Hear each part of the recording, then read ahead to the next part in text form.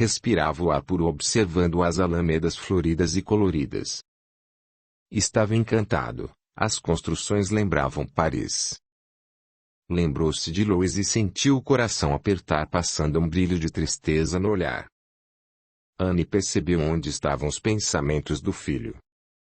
Colocou sua mão sobre as suas. Calma, filho. Tudo a seu tempo. Você precisa se equilibrar melhor para poder visitar Louise. Só posso lhe adiantar que ela está bem e recebendo assistência espiritual de amigos dedicados à causa do bem. Rafael suspirou olhando a paisagem. Saber que a moça estava bem consolava o seu coração. Já tinha noção de que sua passagem para outra vida tinha os seus motivos como tudo acontece e que teria de ter paciência para rever a sua eleita do coração. O rapaz surpreendeu-se com o jardim florido que a mãe mantinha na frente da casa pequena, mas confortável. Entre, filho. Esta casa é nossa. Seu pai construiu para nos abrigar quando voltássemos da crosta. Trabalhou e juntou alguns bônus para poder comprá-la. Tudo era novo para o rapaz e o pensamento fervilhava de curiosidade para entender tudo o que via. Ao adentrar, deparou-se com Georgina que o esperava de braços abertos e sorriso radiante. Meu querido Rafael, estamos nós juntos e amparados pela misericórdia de Deus. O rapaz olhava tudo ao seu redor e agradecia o momento feliz de estar junto daqueles corações amorosos. Capítulo 35. Louise e a prática da mediunidade. Após a morte de Rafael, a jovem Louise concentrou-se no trabalho na mercearia, os cuidados com a mãe e as reuniões semanais do grupo espírita. Por mais pretendentes que aparecessem, a lembrança do rapaz não lhe saía da cabeça. Passaram-se 10 anos, e a sua esperança era ter notícias de seu Rafael. A cada reunião, o seu coração pulsava por uma comunicação. Sabia que o seu amado estava amparado, mas queria muito que houvesse uma manifestação pessoal. Aprender a ler e escrever, acompanhou todas as publicações da Revista Espírita. Estudava o Livro dos Espíritos e o Livro dos Médiuns. O Evangelho segundo o Espiritismo era o seu livro de cabeceira. Todas as noites, em suas orações, emanava amor e sustentação para o coração de seu amado. Rafael sabia dos anseios da moça por uma comunicação sua, mas Tibúrcio pedia paciência, pois ele ainda não estava preparado para tamanha emoção. Em uma noite de terça-feira a presença de Rafael se fez sentida e percebida pelos médiuns videntes que o descreveram com detalhes, deixando Louise e Silvia emocionadas. Antônio pediu que Caroline se preparasse para psicografar as mensagens da noite e logo a primeira fora de Rafael.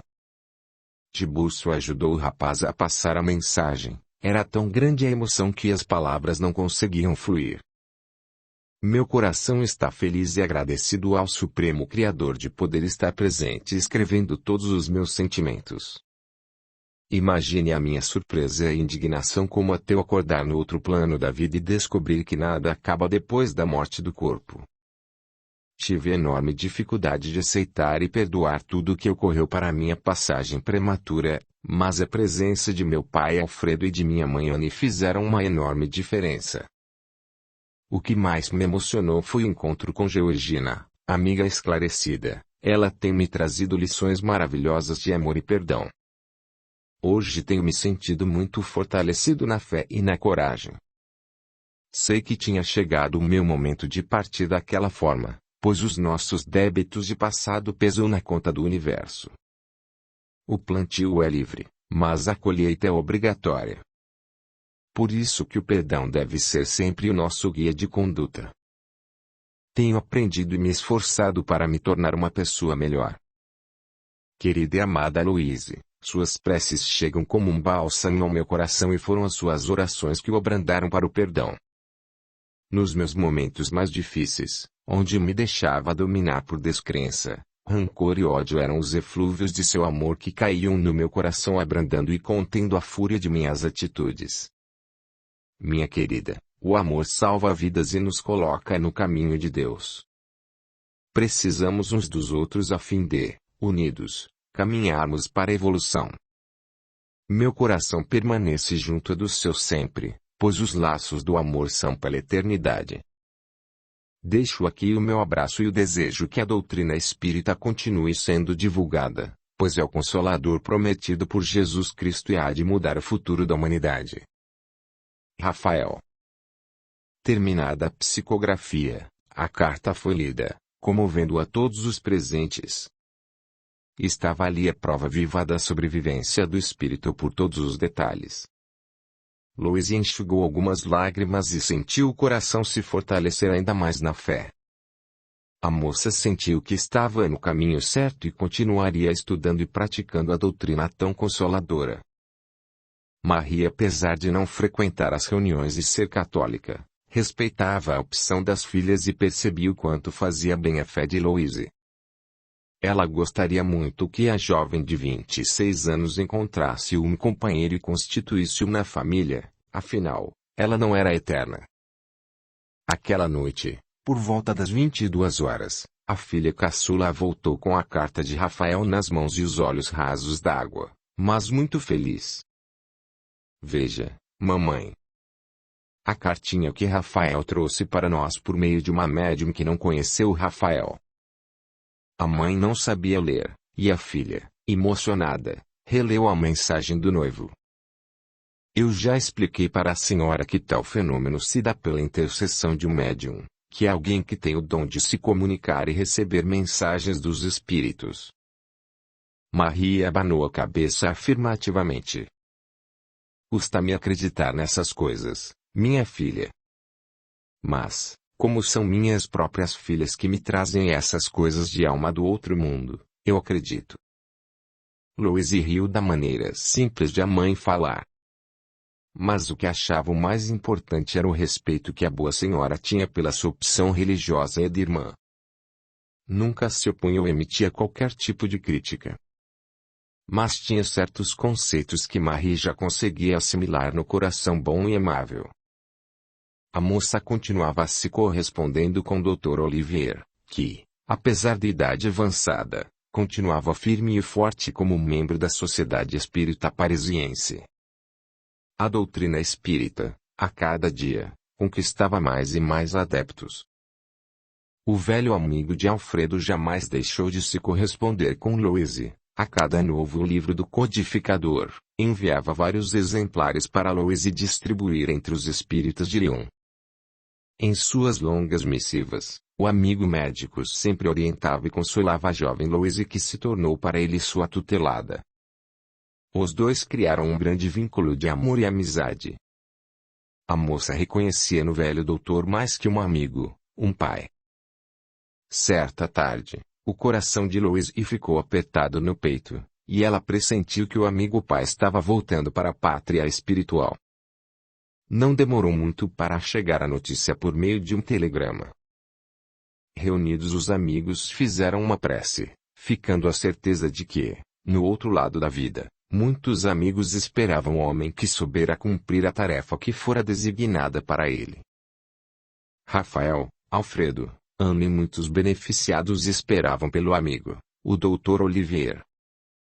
Os anos foram se passando, e todas as personagens deste romance uma a uma foram voltando para a casa do pai.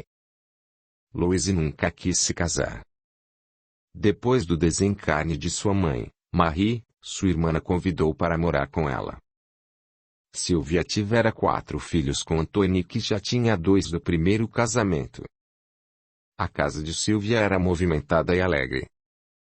Todos os sobrinhos cresceram assumindo as próprias famílias, mas continuavam muito próximo dos pais e da tia querida e amorosa. Audiolivro realizado pelo canal Surya Chand Audiobook. Louise mantinha o trabalho na mercearia, que os sobrinhos, mais tarde, acabaram a substituindo. Já tinham se passado 50 anos da chegada à cidade de Lyon. Ela amava aquela cidade como se tivesse nascido ali.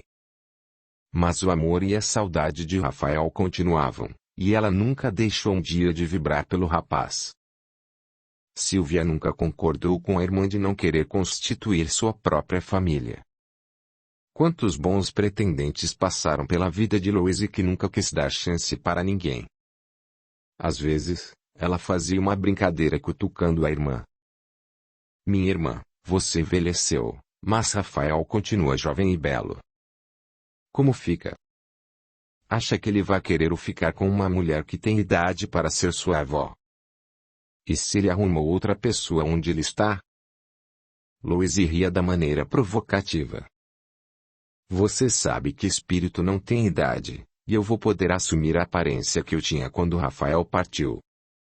Nós temos um amor de muitas encarnações, não sei os motivos porque nesta encarnação a vida nos separou, talvez tenha sido uma maneira de testar o nosso amor. Principalmente a minha e minha fidelidade, meu coração nunca quis outro homem na minha vida e não me arrependo de ter chegado à velhice sozinha, pois tenho o amor do Rafael para me deixar plena. Acabei assumindo seus filhos como meus e nunca senti falta de ter minha própria família. Tive uma vida feliz e plena. A doutrina espírita me trouxe todo o conhecimento e consolo que eu precisava. Não tenho medo da morte, pois sei o que me aguarda. Louise, apesar de idade já avançada, ainda mantinha os belos traços da juventude, os olhos continuavam com o mesmo brilho, mas um pouco mais sereno que o tempo e a maturidade lhe proporcionaram. Certa noite de verão, a doce e meiga Louise voltou para a pátria espiritual. Tibúrcio e Rafael aguardavam agora junto do leito para fazer o desprendimento dos laços fluídicos, de seu perispírito. Sentiu que o peito doía forte e que lhe corria um forte suor pelo corpo, mas a voz parecia presa na garganta. Depois percebeu que um forte torpor tomava a conta por inteiro e que não conseguia abrir os olhos. Perdeu a noção de si mesma, sentiu que dormia e acordava. Ouviu a irmã chamando e depois chorando, mas não conseguia se mover. Louise ficou nesse torpor por 3 dias e, quando despertou, estava em uma cama de lençóis alvos e macios. Percebia que o sol brilhava lá fora e se sentiu muito confortável. Mas estava tão cansada que adormeceu novamente. Quando acordou estava muito bem disposta.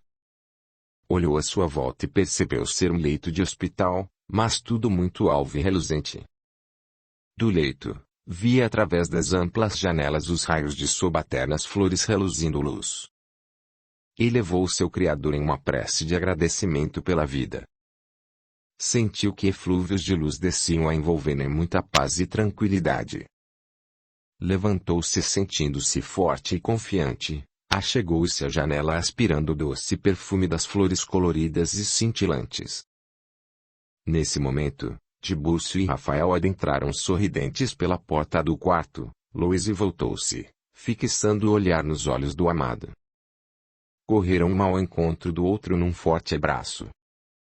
Tibúrcio observava emocionado o encontro daqueles dois seres que finalmente se encontravam superando todos os obstáculos. Louise olhou para Rafael, sorrindo. Pensei que ia encontrar um jovem de 28 anos e, depois de 50 anos, encontro um espírito com aparência de 50. Rafael falou, sorrindo. Eu também amadureci, não fisicamente, mas em espírito, e, à medida que isso ocorria, fui imprimindo esse amadurecimento na minha aparência. Não me sentia jovem, e acabei moldando no meu perispírito esse aspecto maduro. Louise o abraçou. Então somos dois maduros, enquanto eu amadurecia na matéria, você, em espírito. Minha irmã, a Sylvia, dizia que eu iria encontrar um jovem, você, enquanto ia ficando com aparência de velha. Cansei de explicar-lhe que espíritos não têm idade, e somos nós mesmos que moldamos uma forma mais jovem ou mais madura. Tibúrcio aproximou-se, abraçando Louise. Seja bem-vinda de volta à sua casa. Vejo que você já está apta a reassumir suas atividades. A médium abanou a cabeça em sinal positivo. Não sei ficar parada. O universo é transformação, e temos de estar inseridos nela para prosseguir em evolução constante. O mentor sorriu. Vá para casa, e aproveite a companhia de seus entes queridos. Aos poucos, todos foram voltando para o plano espiritual e começaram juntos as reuniões para um novo planejamento reencarnatório. Depois que cada um tomou conhecimento de suas encarnações passadas, perceberam a necessidade de um novo plano reencarnatório e uma nova chance para seguir em frente na trilha da evolução.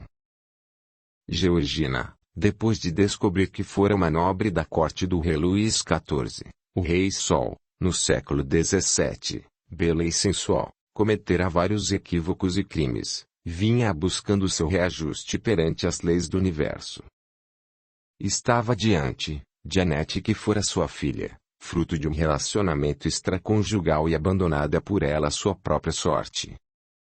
Georgina, agora diante do altar de sua consciência, resolveu assumi-la na próxima encarnação. Nada é por acaso, muitos do grupo estavam envolvidos com crimes, mandos e desmandos na corte de Luís. Annette fora resgatada depois de 40 anos. O forte sentimento de culpa pelos crimes hediondos e a vida promíscua que levara à sua queda pesavam profundamente em sua psique. Ela carregava no perispírito todas as deformações morais que lhe pesavam na alma. Viria em uma encarnação compulsória, pois não tinha entendimento e estava alienada para decidir. Teria uma encarnação bendita num corpo deformado e um cérebro obtuso, por meio do qual não poderia manifestar inteligência ou maldade. A mãe, Georgina, assumiria essa tarefa de ser sua progenitora e criadora como redenção para seu espírito. Na encarnação em que abandonou a filha à própria sorte, Annette não conseguira chegar à adolescência, sucumbindo à morte, vítima de maus tratos e subnutrição. Ana e Alfredo voltariam em uma família pobre, teriam uma forte labuta para sobreviver, tirando o sustento do próprio suor. Rafael seria o primogênito e teria de trabalhar para ajudar a criar os numerosos irmãos. Receberia o tesouro da crença da doutrina espírita e assim se libertar do ceticismo preexistente em sua alma durante séculos. Ele precisava da lição de manter a mente ocupada pelo trabalho digno e as dificuldades para sobreviver às agruras da vida pelo sustento do próprio trabalho. Silvia se redimira na última encarnação com as duras provas em que fora submetida e com o amparo da consoladora doutrina espírita. Em encarnações passadas, a moça se valera da beleza física para ganhar dinheiro fácil por meio da prostituição.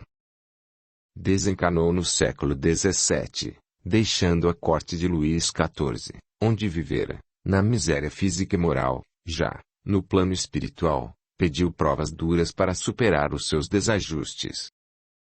Agora estava em melhores condições de escolher novas provações. Silvia voltaria uma vez mais com Antônio para juntos, novamente, com a prática da mediunidade, trabalharem na divulgação da doutrina consoladora. Reencarnariam em boas condições financeiras e poderiam proporcionar aos filhos um bom aproveitamento de escolaridade, arte e cultura. Loise nasceria no lar de Antônio e Silvia, gostaria novamente de estar ao lado dos que tanto amava e novamente trazendo amor incondicional. Espírito de coração nobre e evoluído, Loise fizera das mais recentes encarnações um postulado de amor e renúncia. Pediu a Tibúrcio que intercedesse junto ao mentor da colônia pela oportunidade de voltar em tarefa junto dos seus na grande oportunidade de resgatá-los pelos caminhos do bem. Teria a chance de estar junto de Rafael para lhe ensinar os caminhos de Jesus Cristo. Tibúrcio sorriu diante daquele espírito tão abnegado. Vou interceder junto ao nosso mentor e levar esse seu pedido. Você sabe, minha filha, que temos tarefas para serem realizadas aqui, e você não precisa mais voltar com o grupo. Loise baixou os olhos doces e amorosos. Eu sei, meu querido amigo. Mas meu coração pede minha volta com os meus queridos da minha alma, quero estar junto deles, levando-os pelos caminhos da abençoada doutrina espírita. Parte 2. Capítulo 36. O renascimento na pátria do Evangelho. O dia amanhecera frio e úmido na grande cidade de São Paulo, no estado homônimo. Era o inverno de 1954. Um choro forte ecoou pela sala de parto da maternidade do hospital. Silvia recebia nos braços uma linda menina. A jovem mãe não cabia em si de alegria, olhando para a recém-nascida, sentiu um amor enorme e brotando no coração. O casal já tinha um garoto de 4 anos, lindo e inteligente, e o pai escolhera o nome de Olivier em homenagem ao avô francês. Antônio carregava a filha como um tesouro na saída do hospital e o pequeno Olivier parecia ansioso pela chegada da pequena irmã. Maria, mãe de Silvia, preparou uma canja de galinha para a filha, e ficara com o pequeno Olivier aguardando sua chegada. A chegada da pequena Luísa parecia completar a família. A família de classe média morava no bairro de Santa Cecília, zona central da grande metrópole, em uma casa sobradada e bem confortável. Antônio comercializava grãos na zona cerealista, no bairro do Brás, próximo ao mercado municipal antigo, também na zona central. O rapaz, com forte tino para o comércio desde cedo, logo mostrou suas habilidades trabalhando com o tio e abrindo seu próprio negócio que prosperava a olhos vistos. Antônio tinha na esposa seu porto seguro e era no lar onde revigorava suas energias do seu dia de labuta. Apesar da pouca idade, quando se casaram, logo quando se conheceram, perceberam suas ligações do passado. O comerciante nascera em um lar espírita e levara a namorada Silvia, logo na primeira semana de namoro, para conhecer o centro espírita que ele frequentava. A moça logo percebeu que tinha os conhecimentos adquiridos em encarnação anterior. Silvia com 18 anos e Antônio com 22 resolveram se casar, pois queriam constituir o lar de amor e carinho. Antônio colocou a filha no berço e abraçou a esposa com ternura. Nossa princesa chegou abençoando o nosso lar, minha querida. A nossa Luísa retorna aos nossos braços. Que possamos encaminhar bem o nosso tesouro. Silvia emocionada fez uma prece de agradecimento. O pequeno Olivier aproximou-se do berço. Como é linda minha irmãzinha. Ela tem uma luzinha na cabeça. Antônio e Silvia se olharam, sorrindo. Maria entrou também aproximando-se do berço. Meu coração está feliz e agradecido com a chegada dessa menininha linda. Minha netinha querida. Silvia abraçou a mãe com carinho. A nossa Luísa já é nossa amada de outras encarnações, mamãe. Sei que a senhora não acredita, mas ainda vai se convencer dessa verdade. Maria, Madame Marie, contava 44 anos nessa encarnação, permanecendo leal à sua fé, uma católica praticante e ferrenha boa senhora. Com o marido, Pedro, tivera 2 meninas. Silvia e George. Respeitava a religião do genro e da filha, mas não conseguia acreditar principalmente em reencarnação. Eram operários e trabalhavam na mesma fábrica, criavam as filhas com muita dificuldade, mas com muito amor e dedicação. George contava 15 anos, não tinha os mesmos atributos físicos da irmã, era uma adolescente humilde com enorme coração, e adorava cozinhar. Maria criara as filhas dentro da igreja, e George acompanhava a mãe às missas todos os domingos. Maria olhou para a pequena neta beijando-a com carinho. Seu coração estremeceu com a pequena menina nos braços. Gostaria muito de ficar, filha. Mas tenho que voltar para o meu trabalho na fábrica. Consegui hoje o dia de folga, mas amanhã terei de voltar. Antônio interferiu na conversa. Não se preocupe, Dona Maria. Minha mãe pode ficar aqui, já contratei uma senhora para ajudar Silvia nos afazeres domésticos. Agora, com 2 crianças pequenas, ela vai precisar de uma mãozinha, ou mãozona. E todos riram, concordando. A senhora Maria tinha uma vida difícil financeiramente, Nascer em uma família pobre, a mãe, fora uma trabalhadora do lar e o pai, operário da construção civil. Aos 13 anos, já começara a trabalhar em uma casa de família como a mãe e depois foi ser operária na linha de produção em uma grande indústria têxtil. No âmago de sua alma, pesavam as lembranças do século XVII em que a fizera parte da corte de Luís XIV, pois vivia em meio ao luxo e à promiscuidade da corte. Quando voltou para a espiritualidade, sentiu enorme desejo de resgatar todos os equívocos cometidos. Queria fortalecer-se na pobreza e na luta diária do ganhar o pão de cada dia. Sentia a necessidade da privação dos bens materiais para poder vencer as suas tendências e superar as suas quedas, provações tão necessárias ao seu espírito ainda imaturo. Por meio de sua reencarnação na mesma França, mas no século XVIII, conseguira sair mais fortalecida, mas ainda necessitava continuar seus reajustes diante do altar de sua consciência. Novamente, o grupo se reunia num apoio comum em resgate na senha de evolução.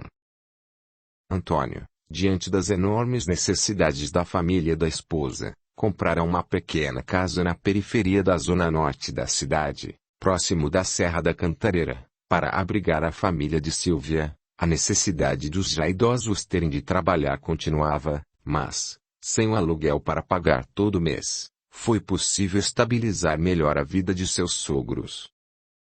Ana e Alfredo reencarnaram em uma pequena cidade do interior do estado de São Paulo. Logo depois do casamento migraram para a capital paulista tentar melhorar de vida, pois a cidade grande oferecia maiores condições. Ao desembarcarem na estação de trem do bairro da Luz, Ana trazia ao colo o pequeno Rafael de apenas 8 meses. Era o começo dos anos 1950, e a megalópole paulista recebia muitos imigrantes de todo o mundo, mas principalmente alemães, árabes, espanhóis, italianos e japoneses, além de imigrantes do país inteiro, principalmente os do interior do estado, mineiros e nordestinos, mais dos estados de Alagoas, Bahia, Ceará, Paraíba e Pernambuco. Alfredo iluminou o semblante diante do fluxo intenso do vai-vem frenético de pessoas e veículos. Chamou um auto de aluguel que os levasse até a residência de um parente que já se estabelecera havia algum tempo na cidade. O casal estava feliz e repleto de esperança de uma vida melhor na cidade grande. Logo alugaram uma pequena casa, perto de seus parentes, no bairro da Penha, zona leste da cidade. Alfredo era agricultor em sua cidade natal, apenas cursara o primário e não tivera a chance de continuar os estudos, o que não lhe tirava os sonhos de vir a ser um grande advogado. Via-se circulando pela cidade de terno e gravata e entrando no grande fórum no centro, a Praça João Mendes.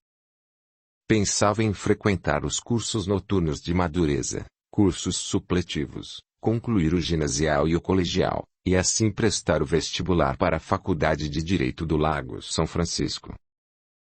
São Francisco, pois, com estudo superior, poderia melhorar a situação financeira da família.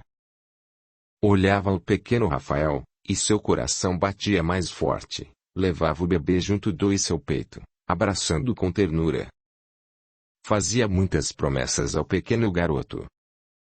Queria muito melhorar sua situação financeira para poder oferecer ao filho uma vida que ele achava ser melhor. Alfredo, sem profissão e apenas concurso primário, foi trabalhar como balconista na zona cerealista. Ana, habilitada em corte e costura, comprou uma máquina de costura. Assim, poderia realizar pequenos serviços em casa mesmo e ajudar no orçamento da família, podendo ficar com o filho. Era necessário buscar na luta diária o sustento da família, o amadurecimento para o espírito. Eles pediram provas duras, pois queriam que os filhos aprendessem no labor do dia a dia, com imensas dificuldades, que trariam ao núcleo familiar amadurecimento e solidariedade. A cada 2 anos, chegava uma nova criança, e, com o pequeno salário, Alfredo via o seu sonho de estudar ficar cada dia mais distante. O pequeno salário mal dava para sustentar a numerosa família, e a esposa Ana não conseguia tempo para ajudar com os trabalhos de costura no orçamento da casa. Rafael, desde os 6 anos, já recebera uma pequena caixa de engraxate para trabalhar no centrinho comercial do bairro. O pequeno garoto já sabia manusear as escovas e a graxa dando brilho nos sapatos dos clientes. O pai, quando descia do bonde no largo do bairro, observava o pequeno garoto e sentia o coração apertar pelo sacrifício do filho. Rafael, quando viu o pai descendo do bonde, corria com os bracinhos abertos e um brilho especial nos olhinhos. Aquela era a hora de maior movimento e de muitos clientes. Vamos embora, meu filho. Por hoje já chega. A mamãe nos aguarda com o jantar. O pequeno garoto abaixou o olhar. Ainda não dá, papai. Mamãe precisa desse dinheiro para fazer o nosso jantar. E hoje o movimento está bem fraco. Alfredo encheu os olhos de lágrimas. Vamos, filho. O papai tirou um vale hoje. Vamos passar na padaria e comprar pão e mortadela. O tempo passava, e Rafael, com apenas 10 aninhos, já sentia o peso da responsabilidade de ajudar no sustento da família, pobrezinho. Ana e Alfredo tinham 5 filhos e moravam em uma casa apertada de 2 cômodos e uma cozinha. A chegada do pai com os pãezinhos fresquinhos recém-trazidos da padaria sempre foi uma grande festa e sempre muito bem-vindo. Ana recebeu o marido com um abraço e um sorriso. Boa noite, meu querido. Estava muito preocupada, pois não tínhamos nada para colocarmos na mesa hoje. Até o arroz e o feijão já acabaram, e o nosso pequeno Rafael, preocupado, saiu mais cedo para engraxar, mas não conseguiu trazer nada para casa hoje. Apesar de todos os problemas, a esposa nunca reclamava da situação financeira da família. Ana procurava se manter alegre e ponderada junto da família e principalmente em relação ao marido. Alfredo se sentia culpado por não conseguir sustentar a família dentro do que ele considerava um mínimo de dignidade. Estava tentando arrumar outro trabalho à noite e, todas as vezes que possível, empenhava-se em fazer horas extras. Olhou para a esposa, tentando afastar os pensamentos negativos que lhe rondavam a mente. Você deveria ter me avisado hoje de manhã, mulher. Como fiz um bom número de horas extras este mês, o patrão adiantou um dinheiro. Ai, como Rafael me falou que não tínhamos o que comer hoje, passei na padaria. Sobrou até um dinheiro para amanhã já. Ana sorriu com os olhos cintilantes. Como Deus é bom, trazendo o alimento para a nossa mesa. A família sentou-se em volta da mesa. Todos, inclusive os menorzinhos, colocaram-se numa postura de respeito com as mãos juntas, e Ana fez uma oração, pedindo as bênçãos de Deus e agradecendo o alimento. Eram pobres, mas unidos e felizes, e amavam-se mutuamente. Depois, mais animada, a mãe fez os sanduíches de pão com mortadela trazidos pelo pai e os distribuiu entre os filhos, que, felizes, comiam com muito apetite e avidez. Tibúrcio, o mentor do grupo, acompanhava com um sorriso, aquele lar simples e singelo, mas centrado sob amor e comunhão. Ana conseguia unir a família apesar de todas as dificuldades. Capítulo 37. George. George era uma jovem simples e acanhada. Estava longe da beleza física da irmã. Pedira para reencarnar sem beleza física. A queda na corte de Luís XIV fazia-se sentir ainda muito forte e era necessário um corpo totalmente desprovido de encantos físicos para a superação que se fazia tão necessária àquele espírito. Mas era sorridente e simpática, e adorava cozinhar. O nascimento da sobrinha trouxe grande alegria, ela vivia rodeando o berço da pequena Luísa todos os dias. Geórgia, minha irmã. Desse jeito você vai perder o emprego. Vá logo. Você já está atrasada. A moça beijou a sobrinha, despedindo-se. Eu já vou. Você sabe como não consigo ficar um dia longe dessa menininha linda. Mas, à tarde, quando eu voltar para casa, vou dar outro pulinho aqui. Sylvia abanou a cabeça, sorrindo. Mas você está gastando muita condução, minha irmã. Desse jeito o que ganha vai ser só para pagar o ônibus até aqui 2 vezes por dia. A mocinha beijou novamente a sobrinha. Não consigo ficar longe dessa lindinha. Por mim, viria morar aqui com vocês e assim ficar mais perto dela. Não consigo explicar o que sinto. Ela é mais que minha sobrinha, parece até minha filha. Sylvia emocionava-se com o amor da irmã em relação à sua filha. Mas a pequena garotinha parecia exercer uma fascinação sobre as pessoas. Georgia trabalhava em uma casa de família próximo da casa da irmã. Sentia-se insegura, e o medo da queda a levara a se esconder em um corpo grosseiro e desajeitado. Movimentava-se com dificuldade por causa de uma perna a ser mais curta que a outra. Muitas vezes, o pai indagava a Maria. Como pôde a natureza nos ter dado 2 filhas tão diferentes? Uma bela e deslumbrante e a outra exatamente o oposto, feia e apagada. Pobrezinha. Maria ficava muito brava com o marido. Não gosto que você fale assim de Georgia. Imagine se ela ouvir. A coitadinha já tem tantos problemas. Mas ela não parece se importar com a feiura. O que importa mesmo é o seu coração bondoso e grande. Não tem no bairro quem não goste dela. Tenho esperança de que ela consiga arrumar um bom rapaz independente de sua feiura. Alguém que goste dela como ela é por dentro. Uma noite depois do trabalho, a moça chegou muito feliz. Consegui, mamãe. Minha amiga está trabalhando em uma fábrica de brinquedos, e conseguiu uma vaga para mim.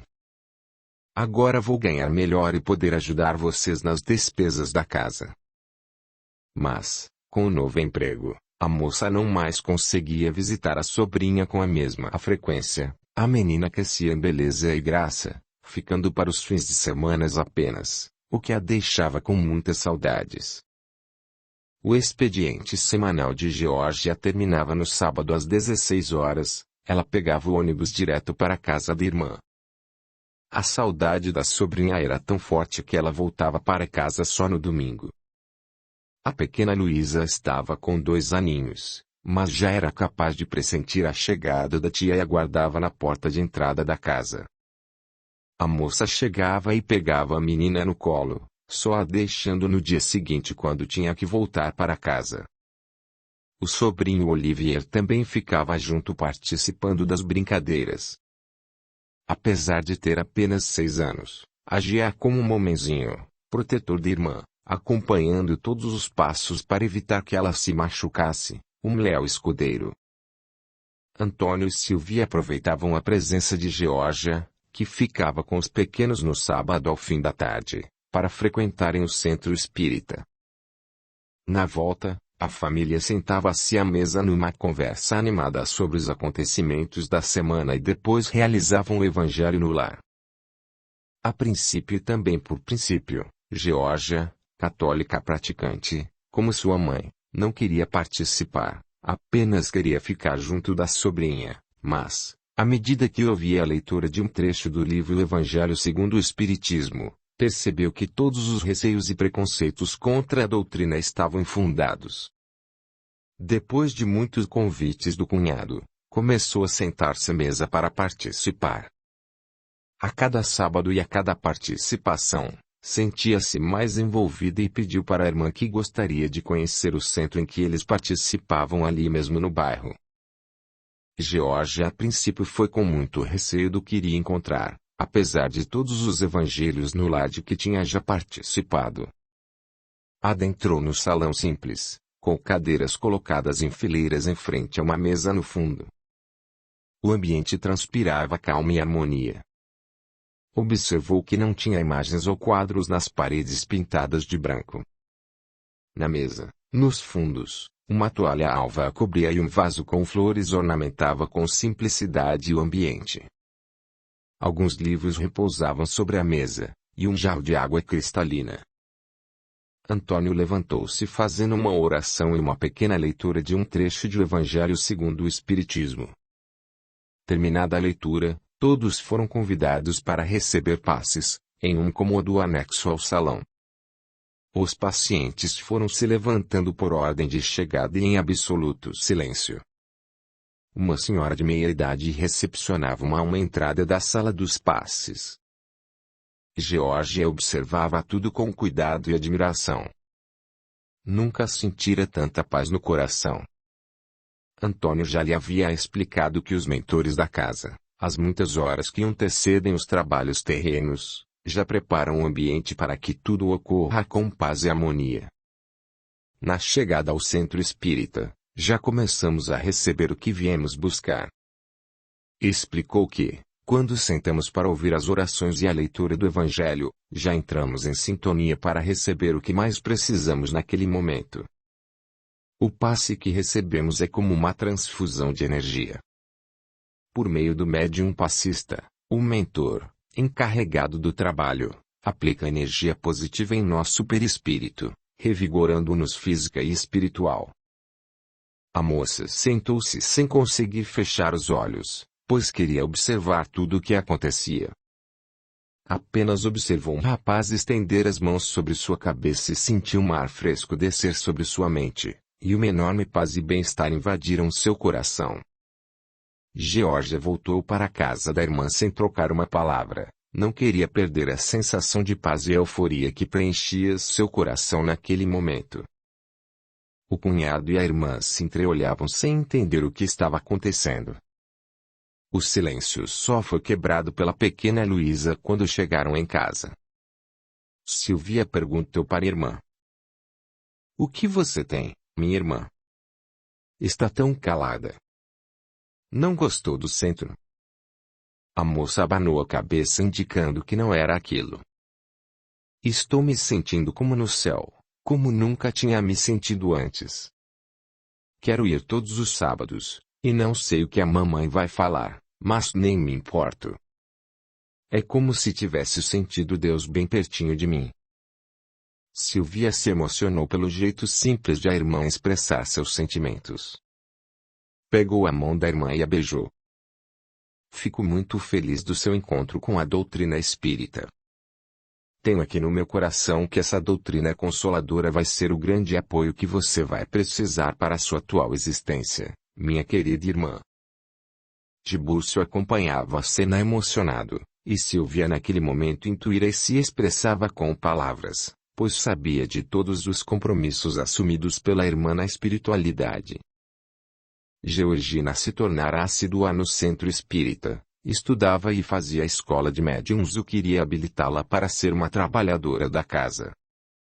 A princípio, Maria não concordou em perder a companhia da filha à missa, mas já estava acostumada com a crença da filha mais velha e tinha respeito.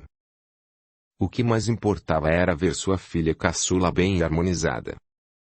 Geórgia já estava com 20 anos e nunca se aproximara de nenhum rapaz. Apesar de não ter belos atributos físicos, era simpática e sorridente, o que de certa forma harmonizava os seus traços físicos. Trabalhava na mesma fábrica um rapaz triste e acanhado, João Antônio, que todos os colegas chamavam pelo apelido de Jean. O rapaz era sistemático, levava marmita e não comia no refeitório junto com os outros. Realizava o trabalho que lhe era designado, mas não tinha amigos nem mesmo colegas de trabalho. Geórgia, de coração enorme, sentindo uma enorme compaixão pelo colega tímido, estava sempre lhe fazendo companhia. Levava quase todos os dias uma fruta ou uma sobremesa, que ela mesma fazia, para o rapaz.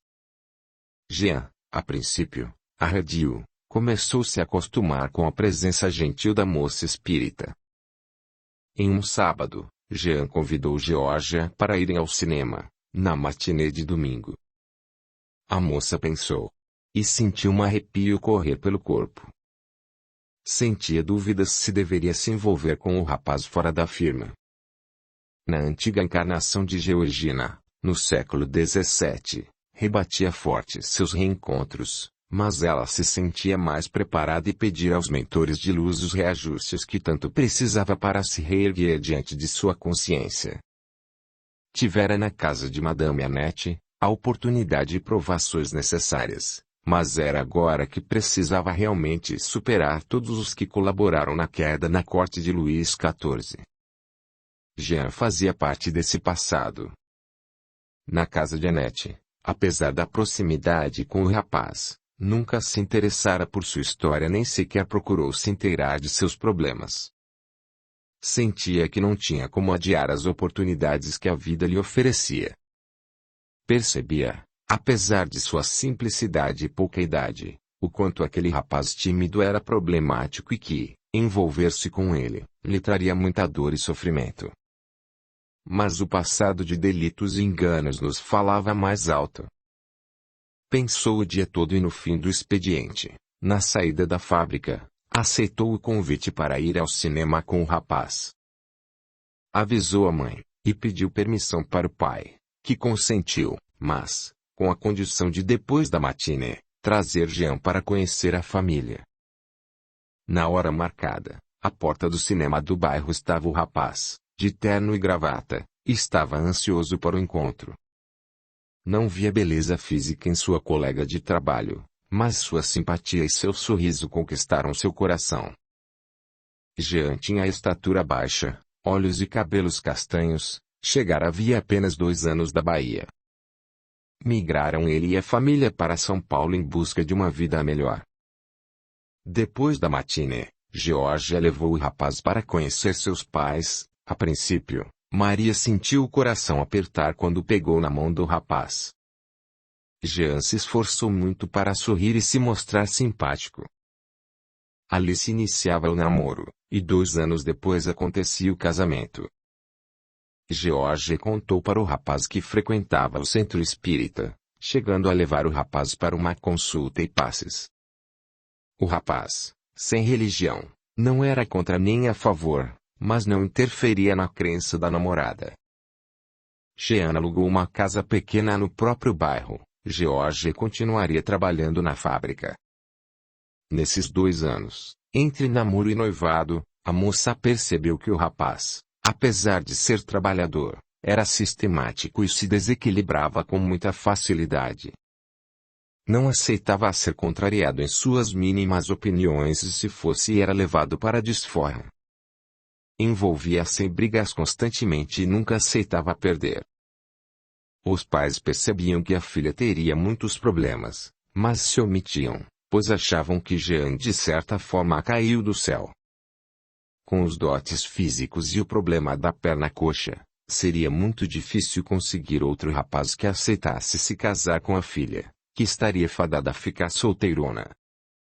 Capítulo 38. O retorno de Madame Annette. A vida corria dentro da normalidade, mas a pobre Georgia sofrera 2 abortos espontâneos. Não conseguia realizar o sonho de ser mãe, o passado continuava a sua cobrança. Depois de 2 anos de casamento, a moça percebeu que uma nova vida crescia em seu ventre. Temia não conseguir chegar aos 3 meses como as outras vezes. O médico pediu repouso absoluto para tentar manter o bebê até os 9 meses. Maria, que já havia se aposentado, ficava com a filha o dia inteiro. Georgia estava feliz, conseguira chegar aos 8 meses e só faltavam 2 semanas. Mas, no dia seguinte a bolsa se rompeu, e foi levada às pressas para o hospital. Seu bebê iria nascer prematuro. A ansiedade tomou conta da família. Foi necessário fazer uma cesárea para salvar a vida da mãe do bebê. Era uma linda menina. Todos ficaram felizes, especialmente George com a pequena menininha nos braços e seu sonho realizado. Era maio de 1964, apenas 2 meses após a pátria do Evangelho passar a ser governada pelos militares. O médico chamou Jean à pediatria. Senhor, Precisamos conversar a respeito dos problemas de saúde de sua filha. Jean ficou com o olhar vago e sem chão. E o médico continuou.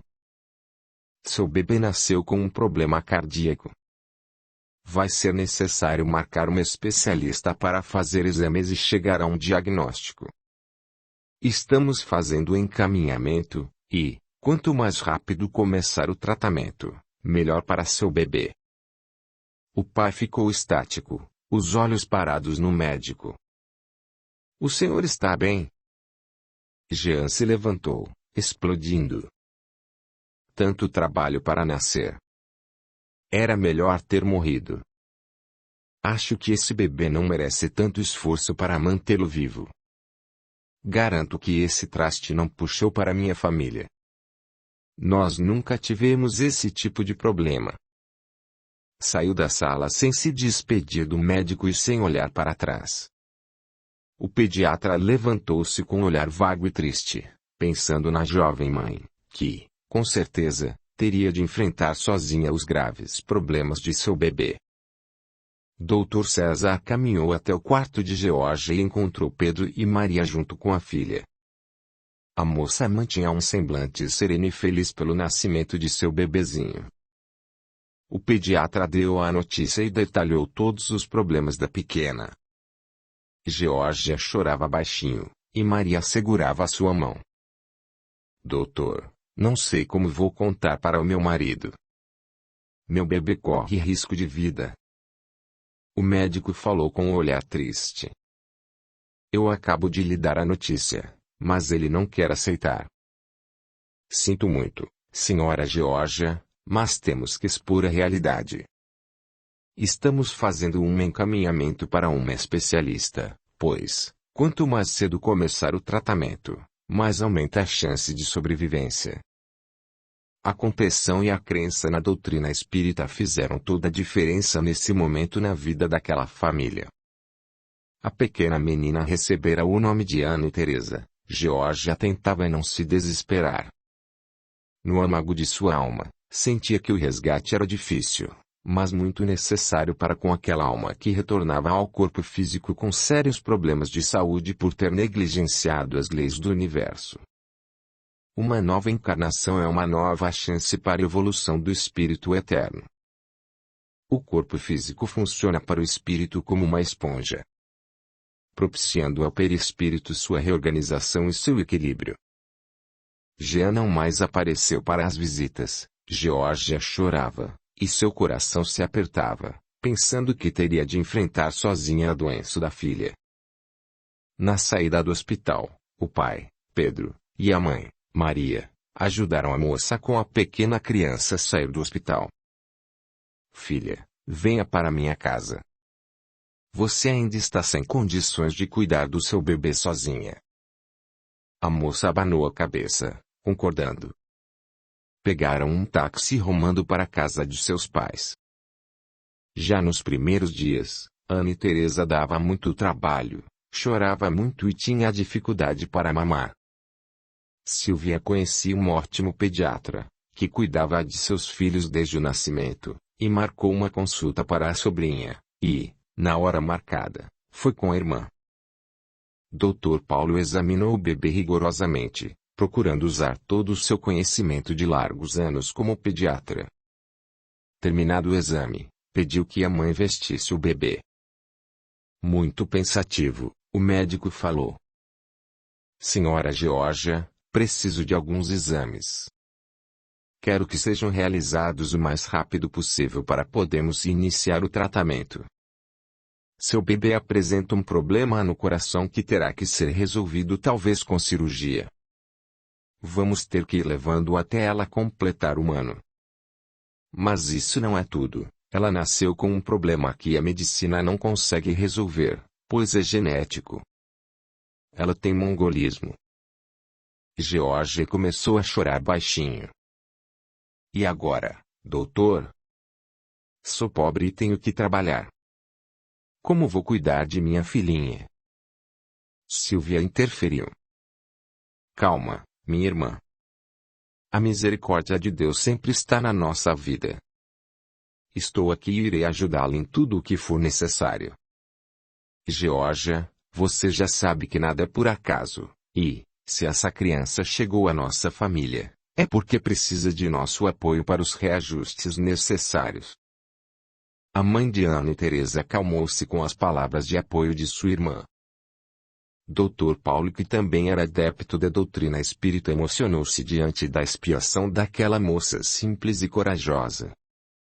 Eu quero que a senhora traga seu bebê todas as vezes que precisar ao meu consultório. Não vou cobrar a consulta, e vou ajudá-la com todos os problemas da garotinha. Em decorrência de seus problemas graves, terão que vir a cada 15 dias para acompanharmos o seu desenvolvimento. E, todas as vezes que houver algum problema fora desse período, quero que telefone para mim. Minha secretária vai dar o endereço do pronto-socorro em que dou plantão, vou deixar avisado na recepção para atendê-la por minha conta. Geórgia chorava diante da bondade daquele médico e queria beijar-lhe as mãos, mas ele não permitiu, humildemente. Não se preocupe, senhora Geórgia. Do que depender da nossa assistência, sua garotinha vai crescer o melhor possível dentro de suas condições. Atualmente, eles têm uma média de vida de 12 a 15 anos. Mas, se receber um bom tratamento, poderá chegar com facilidade à idade adulta. Temos também que pedir ao alto que tenha piedade dessa criatura que veio depurar através do corpo físico todas as deficiências de seu espírito. O médico receitou alguns remédios e deu algumas orientações para a mãe e a tia. Se o seu bebê tiver dificuldade para mamar, para usar a mamadeira, ou ter dificuldade com o bico do seio, pois ela tem a língua maior do que é normal, depois de mamar, mantenha o seu corpinho na posição vertical, pois crianças com essa síndrome têm sérios problemas de refluxo. O médico continuou. Desde 1958, o Conselho de Medicina substituiu o nome mongolismo por síndrome de Down, na tentativa de diminuir o preconceito de nossa sociedade. Geórgia saiu do consultório abraçada à sua pequena filha. Chorava baixinho, mas tinha a certeza no seu coração que iria fazer tudo o que pudesse por seu bebê. Moveria o céu e a terra para trazer saúde e melhores condições de vida para aquela pequenina e frágil criaturinha. Silvia olhou para a irmã com piedade. Sabia de sua garra e vontade de vencer. Admirava muito seu jeito decidido e sua bondade. Admirava a sua coragem, admirava as provações que assumira mesmo com um marido tão problemático e agora uma criança doente. Rogava a Deus que lhe desse forças para seguir em sua tarefa tão espinhosa. Desde o primeiro dia, quando pegou a sobrinha no colo, percebeu que estava ali uma feroz inimiga. Tentava superar o medo misturado com a aversão que sentia pela sobrinha. Geórgia sabia que tinha na irmã uma aliada para ajudar com os cuidados da pequena Ana Teresa. O marido sumira por 2 semanas, voltando depois de 15 dias. Pediu desculpas para a esposa e se justificou dizendo não ter estrutura emocional para enfrentar os problemas de saúde da filha. Ficando para a Geórgia praticamente sozinha todos os problemas do lar. O rapaz não conseguia se aproximar do berço, sentia um forte sentimento de repulsa pelo pequeno bebê, e Ana Teresa, por sua vez, chorava muito todas as vezes com a aproximação do pai. Todas as tentativas de ficar com ela no colo se tornaram um calvário para os dois, tamanha era a repulsa vibratória entre pai e filha. A mãe logo percebeu que recebera no lar uma inimiga do passado de sua família, na sua humildade pedia forças para superar a provação. Passados alguns meses, Jean foi embora definitivamente, abandonando a esposa e a filha. Sumiu de São Paulo, voltando para sua cidade natal no estado da Bahia. Ele não tinha emocional para suportar a convivência com Ana Teresa. Sentia-se sufocado e acuado com a presença da menina. Geórgia ficara totalmente desamparada, não poderia reassumir o seu emprego na fábrica, pois a saúde da filha exigia sua presença 24 horas todos os dias. Antônio tinha um coração bondoso. Percebendo a situação caótica da cunhada, reformou a pequena edícula nos fundos e a levando para morar junto com a sua família, assumindo o compromisso de ajudar a criar a pequena Ana e Teresa.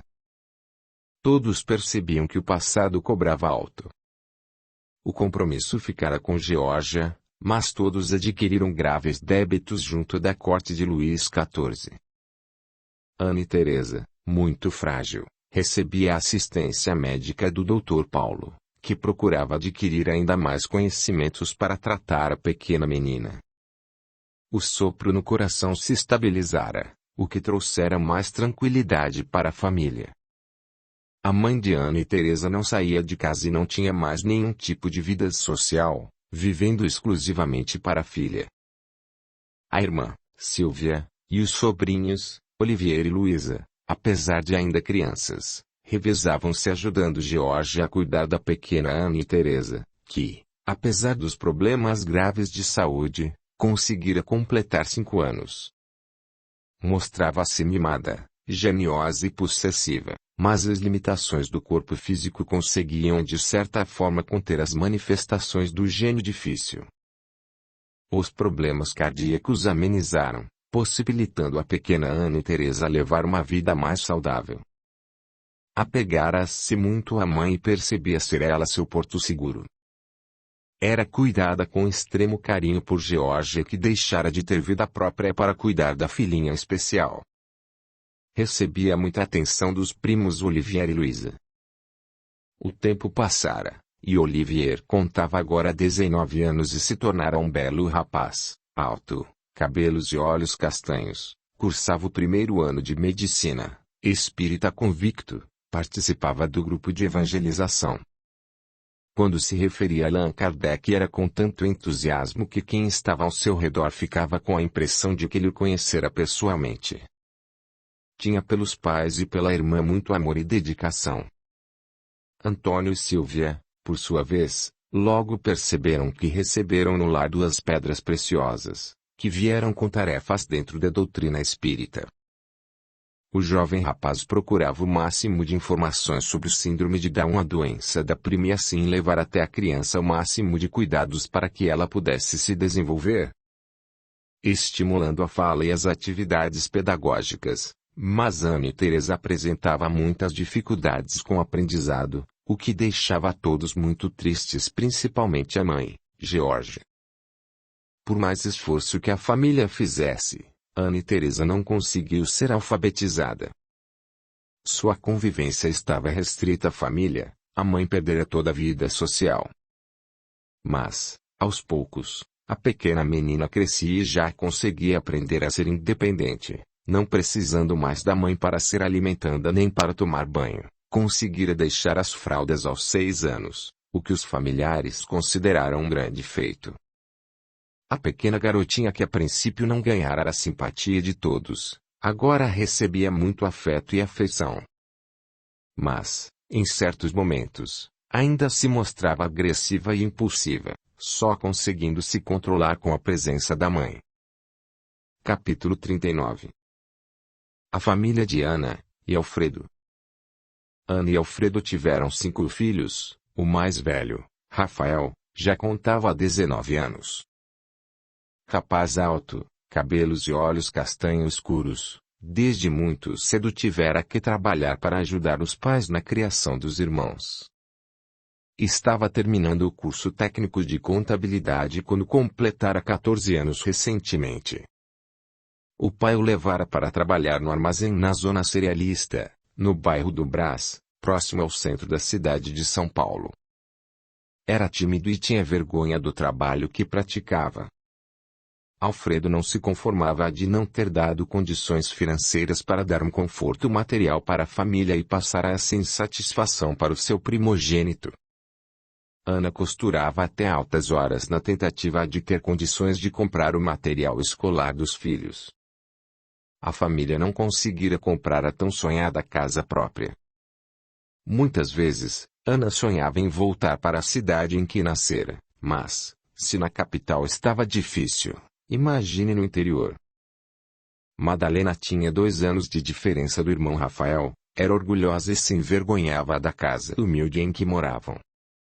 Não tinha beleza física, vivia sempre mal-humorado e cabisbaixa, culpava o pai pela situação difícil em que viviam. Com 15 anos arrumou emprego em uma perfumaria no bairro onde moravam. Completar o curso primário e não quis continuar os estudos. Dizia não gostar de estudar e os 4 anos foram o suficiente para aprender a se virar na vida e quem nasce pobre morre pobre neste mundo. Era preguiçosa e indolente. Joana, apesar de ter apenas 12 anos, era bonita e educada, ajudava a mãe na lida da casa. Cecília tinha 10 anos e André era o caçula de apenas 6 aninhos. Alfredo ainda sonhava com o curso de Direito, quase toda semana arrumava até o Largo São Francisco, no centro da cidade, para observar o movimento da faculdade. Ficava pensativo e se perguntava muitas vezes o porquê de não conseguir uma oportunidade para estudar. Mas a vida era tão difícil e exigente que não sobrava nenhum tempo para aquele homem de 39 anos realizar os seus sonhos. Chegava em casa, cansado, e encontrava a esposa exausta de trabalhar e um monte de problemas. A grande prioridade era comprar uma casa própria. Talvez fosse necessário mudar para um bairro mais distante para realizar o sonho. Ana e Alfredo mudaram para a mesma rua de Maria e Pedro, tornando-se vizinhos. Com histórias parecidas e muitas afinidades, os vizinhos tornaram-se amigos. Logo, Ana ficou inteirada que Maria tinha 2 filhas e uma netinha com sérios problemas de saúde. Maria se desdobrava, apesar de seus poucos recursos, para ajudar a filha. Ana, apesar de todas as dificuldades, era uma mulher alegre e com otimismo, nunca reclamava do excesso de trabalho e vivia feliz com a família que Deus lhe dera. Amava os filhos e se esforçava para lhes dar a melhor educação. Brigava muito com Madalena de ter abandonado a escola e era uma grande incentivadora para que eles continuassem os estudos. Tinha na vizinha Maria uma grande amiga. Estava sempre perguntando para ela quando iria conhecer as filhas e os netos. Maria falava empolgada. Quando elas vierem aqui, vou chamá-las para que você as conheça. Silvia tem 2 filhos, meu neto cursa a faculdade de medicina e minha neta, Luísa, é muito bonita e parece que vai seguir os passos do irmão. Geórgia não sai nunca de casa, sou eu quem sempre está lá cuidando da neta doente. Mas tenho certeza de que você vai gostar muito das minhas filhas. É o meu tesouro. Nesta vida, não tenho nada, mas Deus me deu uma família maravilhosa. Ana ouvia a amiga e também sentia uma vontade muito forte de conhecer as filhas de Maria.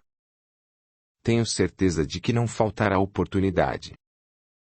Em um domingo à tarde, sabendo que Maria estava acamada, Antônio, Silvia e Geórgia resolveram fazer-lhe uma visita.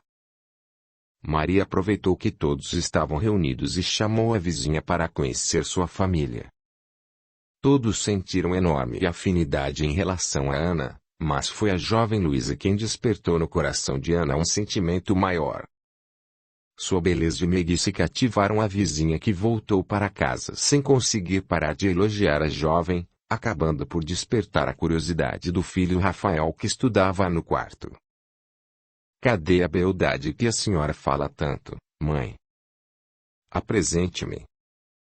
Ana se calou e o olhar ficou triste. Luísa tem 15 anos, filho. E são gente rica. Ela não é pra você, somos muito pobres. O rapaz chegou à janela e viu a mocinha no portão da casa da avó. Sentiu o coração parar. Não conseguia tirar os olhos da jovem. O que você tem, filho? Você está pálido. Ana chegou até a janela procurando ver o que o filho tinha visto para ter aquela reação. Não lhe falei que a neta de Maria é linda? Você achou que eu estava exagerando? Ela se chama Luísa. Rafael saiu da casa e se posicionou na frente da moça, mas sem conseguir falar. Luísa tomou a iniciativa. Você é o filho da senhora Ana? Você estava estudando para as provas de amanhã? O rapaz estendeu-lhe a mão e com a cabeça confirmou as perguntas. A mocinha riu do jeito acanhado do rapaz que não pronunciava uma palavra sequer. Você não fala? Perguntou a moça, retirando delicadamente sua mão da do rapaz que não a largava mais. Os dois jovens se encontraram no olhar e imediatamente perceberam que seus corações se conheciam e se amavam já havia muito tempo.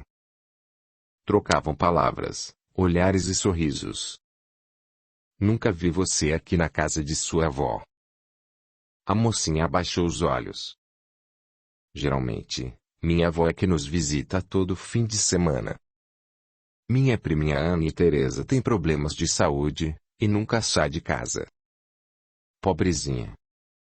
Rafael abanou a cabeça de maneira desanimada. Não vou mais conseguir vê-lo então? Luísa muito espontaneamente respondeu. Vou dar-lhe o meu endereço e podemos nos corresponder por cartas. O que acha? O rapaz abriu um sorriso. Melhor do que nada. Só não quero perder o contato com você. A mocinha correu para dentro da casa e voltou trazendo papel e caneta. Escreveu o endereço e passou para o rapaz. Vou escrever-lhe todos os dias. Agora que o encontrei, não quero mais perdê-lo de vista. A jovem sorriu mostrando os dentes perfeitos, encantando ainda mais o rapaz. Podemos conversar um pouco, vamos ficar até a tardezinha aqui. Só que você precisa estudar para as suas provas. O rapaz também sorriu. Tenho a noite toda para estudar. E jamais perderia essa oportunidade de estar com você. Por acaso você tem namorado? Luísa se acanhou e abaixou os olhos. Não. Claro que não. Só tenho 15 anos. Nem imagino qual seria a reação do meu pai. Meus pais acham que devo, antes de tudo, pensar nos estudos. O rapaz de repente ficou com o semblante fechado com medo de encontrar obstáculos. Bem, não quero atrapalhar a sua vida, aliás, não acho que namorar atrapalhe aos estudos, mas quero que você seja minha namorada. Parece que a conheço há muito tempo, e que você já morava nos meus sonhos. A moça ficou rubra de acanhamento. Eu sei, pois também tenho a mesma sensação. Vamos nos corresponder por cartas por enquanto. Assim que puder vou contar aos meus pais sobre nós e depois quero que você os conheça. Está bem assim? Está ótimo. Pode ser até no próximo fim de semana. Se você quiser, entro até agora para conhecê-los. Não. Preciso conversar com eles primeiro. Calma. Vamos ter a vida toda para ficarmos juntos.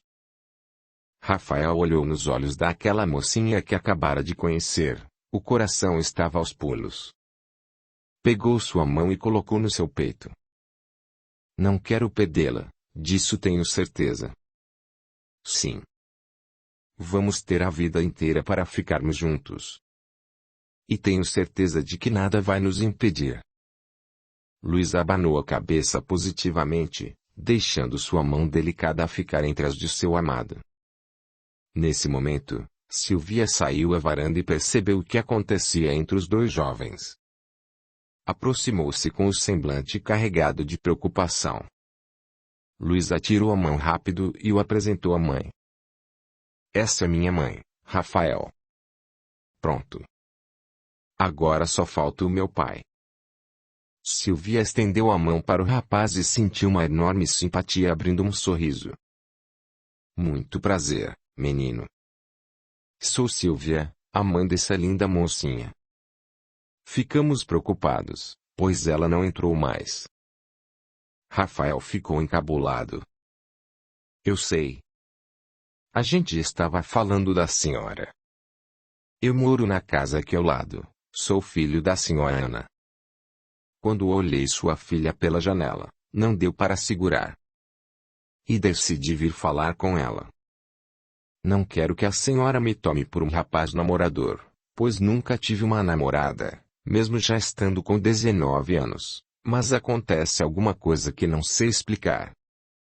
Parece que conheço sua filha já faz tempo. Sylvia sorriu. Eu sei. Minha filha onde vai, deixa as pessoas encantadas. Mas vamos embora daqui a uns 20 minutos e quero que ela fique um pouco com a avó que está acamada. Os jovens se despediram. Rafael apertou o papel que estava no bolso com o endereço da bela eleita de seu coração. Voltou para casa, sentou-se na frente do livro, mas sem conseguir estudar uma linha sequer.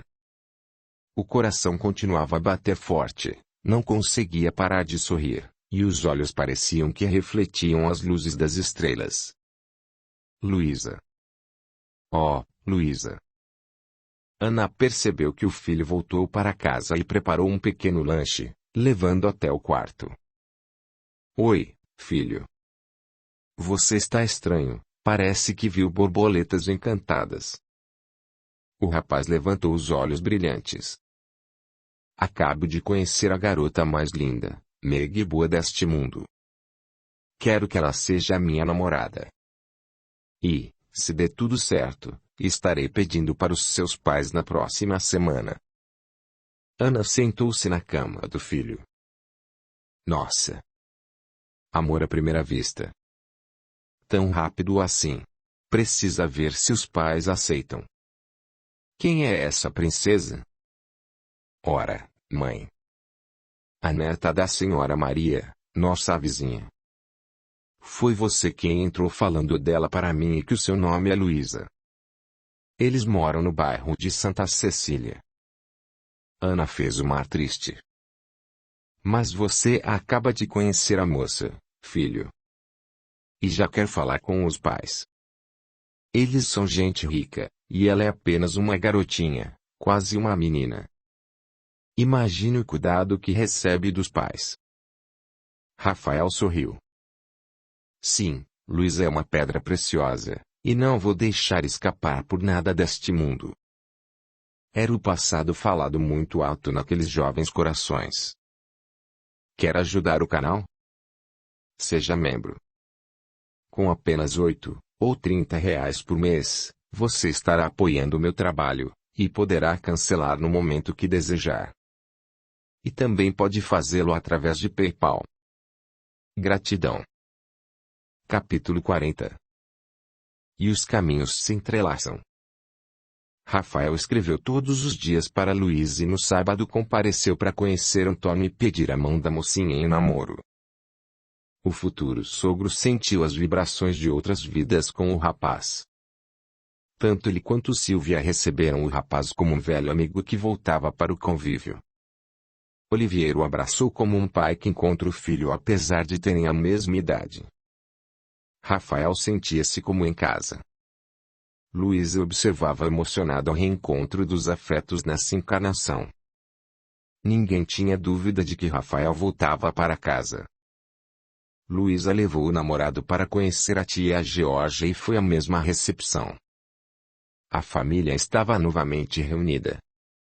Os dois parceiros da corte do rei Luís XIV se reencontravam, não mais como amantes que tramaram o crime contra o marido de Georgia, um nobre da corte, mas agora como parceiros que se resgataram com a própria vida na encarnação anterior na Paris do século XIX.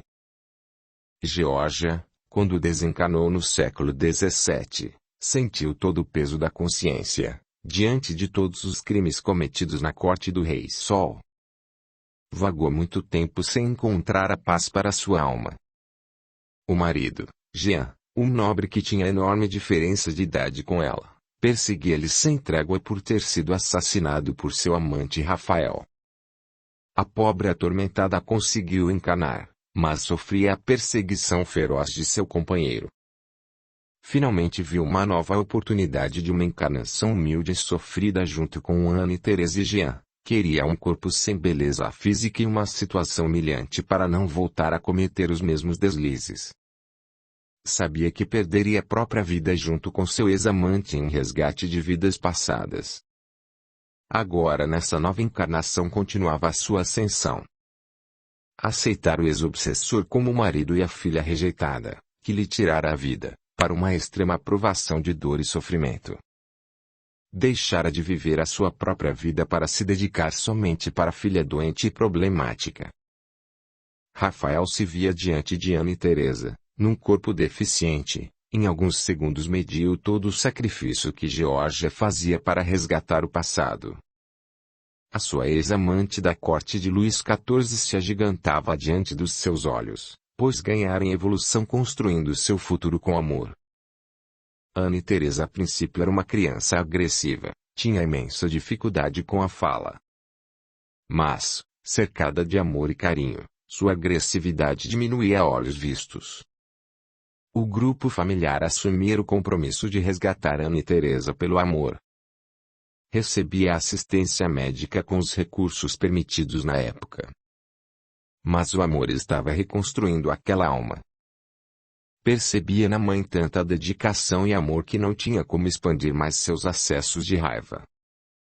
Aos 5 anos, começara a pronunciar algumas palavras com muita dificuldade, e, finalmente uma tarde, Geórgia pôde ouvir da filha: "Amo mamãe", levando a boa mulher aos prantos e se sentindo enormemente recompensada.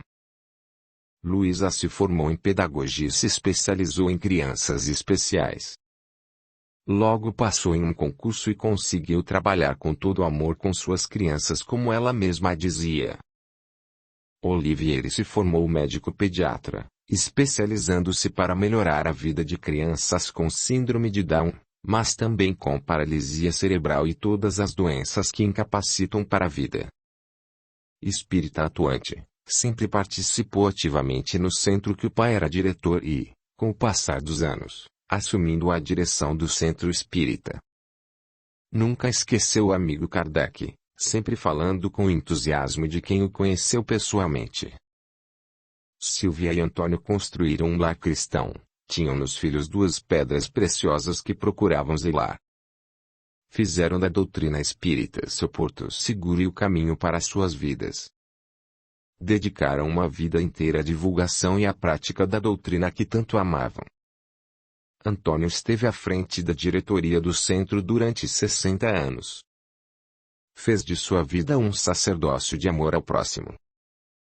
Alfredo e Ana se tornaram espíritas. Frequentavam e participavam do centro de Antônio e Silvia e se tornaram grandes amigos e companheiros de jornada.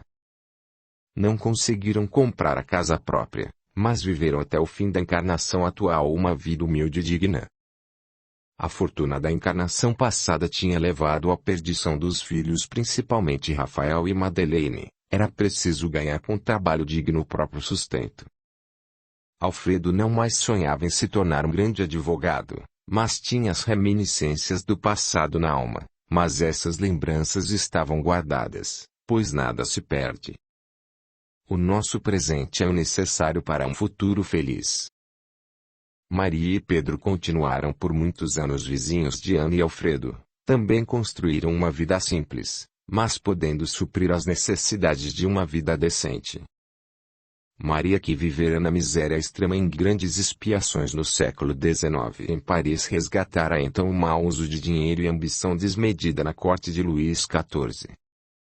Ela que levara a bela filha Silvia à ambição e prostituição estava redimida diante de seus erros do passado. Apesar da pobreza extrema, mantivera-se digna e passara esses valores para as filhas. Luísa, alma generosa e sensível, estivera junto para que a mãe tivesse força para superar tão difícil provação sem sucumbirem. Fora um resgate precioso para aquelas almas. Rafael, o rapaz boêmio sem compromisso de Paris, tivera que assumir uma vida laboriosa desde muito pequeno. Desde muito cedo, foi necessário assumir o compromisso de ajudar a trazer o pão de cada dia aos irmãos ainda pequenos. A cada passo galgado na sua vida escolar, era necessário imenso sacrifício. O trabalho para ajudar no sustento vinha antes dos compromissos com a escola. Muitas vezes não conseguia comparecer às aulas, pois era necessário levar alguns trocados para a compra do pão para os irmãos. Com muito sacrifício, terminou o curso primário da época e passando a frequentar o ginásio à noite. Vivia sobrecarregado, sendo obrigado a estender os fins de semana fazendo trabalhos extras na feira livre, mas ainda conseguia encontrar tempo para os estudos. Ana e Alfredo incentivavam muito os filhos para que estudassem. Rafael demonstrava muito empenho e dedicação, queria ser advogado apesar de todas as dificuldades que enfrentava. Teria que estudar muito para poder ganhar uma bolsa de estudos, pois não tinha condições financeiras para isso. Terminou o técnico de contabilidade, o que lhe deu condições de conseguir um emprego melhor remunerado. Encontrar Luísa foi o incentivo maior para sua vida. Apesar de pouco tempo para estudar, o rapaz conseguiu a tão sonhada vaga no curso de Direito do Largo São Francisco da Universidade de São Paulo. Alfredo ajoelhou e agradeceu o feito do filho, sentiu-se recompensado por todo o sacrifício de uma vida inteira. O filho caçula, André, seguiu os passos do irmão mais velho e acabara também se formando em Direito. Os dois grandes amigos e sócios de Paris do século XIX se encontraram-se como irmãos e consolidaram ainda mais a amizade anterior. Formavam novamente uma grande parceria de profunda amizade e respeito. Madalena, sempre preguiçosa e indolente, vivia uma vida sem muitos esforços. Não quis estudar para alcançar melhores condições financeiras. Casou-se com um rapaz da mesma índole que fazia trabalhos avulsos, mas nem sempre trazendo o necessário para o sustento da esposa e dos 3 filhos. A esposa nunca teve coragem de fazer qualquer trabalho fora do lar e se contentava em viver de migalhas. Exigente com os pais e irmãos, achava que eles tinham obrigação para com ela e seus filhos. Vivia reclamando e blasfemando pelos cantos da casa pobre e mal cuidada. Alfredo e Ana faziam o que podiam, pois também viviam de parcos recursos. O bondoso Dr. Olivier do século XX montou um instituto para atender crianças especiais, principalmente com Down. Procurou comprar o que havia de mais moderno em várias áreas para que todas as crianças atendidas desenvolvessem o máximo de suas potencialidades. A irmã Luísa fez várias especializações, capacitando-se em terapia ocupacional. Os irmãos se uniram para trazer uma vida melhor a todos que sofressem restrições físicas, principalmente crianças nascidas com graves distúrbios físico e mental. Rafael parou o carro na frente do instituto aguardando a esposa a fim de levá-la para casa. Fim de tarde, uma garoa fina e insistente deixava o dia cinza e frio. Naqueles minutos de espera, fazia uma reflexão. Já tinham-se passado mais de 30 anos que se casara com Luísa. Construíram um lar feliz com 2 filhos, criados e casados com 3 lindos netos. Estava ali aguardando com o mesmo entusiasmo dos primeiros anos de casamento. Seus pensamentos subiam ao alto em uma prece de agradecimento pela joia que recebera naquela encarnação. Fora Luísa que o levara para o centro espírita, ele sem religião nunca se ligara ao assunto. Rafael naquele momento pensava na maneira como aquela jovenzinha discursava para ele, desdobrando-se de maneira brilhante, trazendo assuntos que ele achava serem complicados, como reencarnação, fé e vida eterna. Rafael pensava e sorria, recordando-se de sua bela e jovem namorada. Não era só a maneira como ela focava aos assuntos mais complexos que lhe convenceram a se tornar espírita, mas principalmente seus exemplos de amor incondicional ao próximo. Luísa fizera de sua vida um altar de abnegação e amor. Tinha o respeito e admiração de todos que conviviam com ela, profissional e pessoalmente no centro. O fidalgo da corte de Luís XIV se transformara num novo homem. O marido infiel e confuso de Luísa do século XVII, agora surgia renovado no século XX. Consciente de suas obrigações como esposo, pai, profissional e principalmente cristão. Ainda somos um planeta de expiação e provas, mas é aqui que fazemos o nosso bendito aprendizado.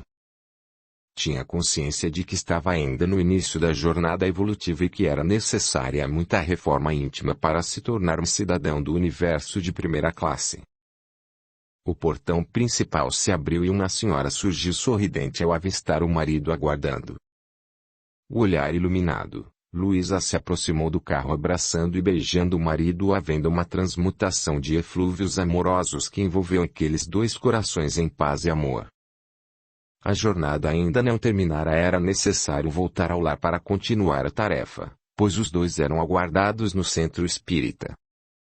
Mas o cansaço era substituído pelo prazer e a felicidade de servir ao próximo através de Jesus Cristo. Milhões de franceses migraram para o Brasil para uma nova encarnação.